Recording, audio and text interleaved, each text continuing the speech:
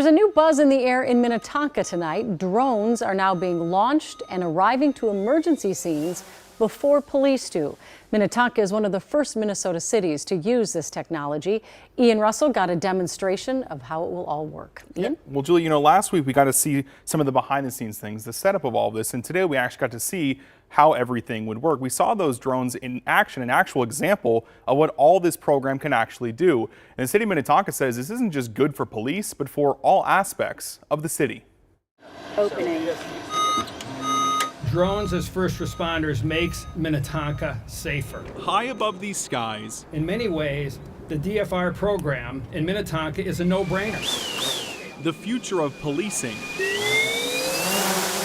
is now up and running. Drones can often arrive at scene within minutes, sometimes even before officers, firefighters, or paramedics. Minnetonka officially unveiled their Drone as First Responder program, one of the earliest adopters in the state to do so. This is just the City of Minnetonka program. Months in the making, Deputy Chief Jason Tate says it's more than just a police tool. It can support law enforcement, but has applications for the fire department, for our public works department, community development, and our city communications. How it works is simple. Go through a little scenario here. Minnetonka showed us with a demonstration. The scenario is that an individual is called 911. They're along Minnehaha Creek, have lacerated their leg. Drone is live. These drones can take off and fly to a scene on their own with just the push of a button. You found her yet?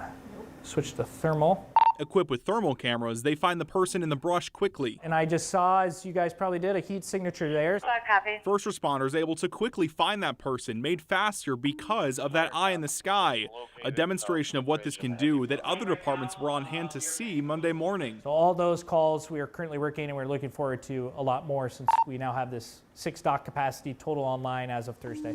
Fire copy. A first look at the future in Minnetonka, and one the city says it sure will work well. We're confident that it's working the way that we want it to, that it's a safe program, and that we can operate it efficiently. And Minnetonka is not the only city doing this Drone as First Responder program. Plymouth and Rochester also both have one of these programs now. And Skydio, that's the company that Minnetonka got their drones from, says there's a handful of other cities across the state who've already reached out to ask them about their drones. Julie? It's fascinating. It feels like the future is here. Yeah.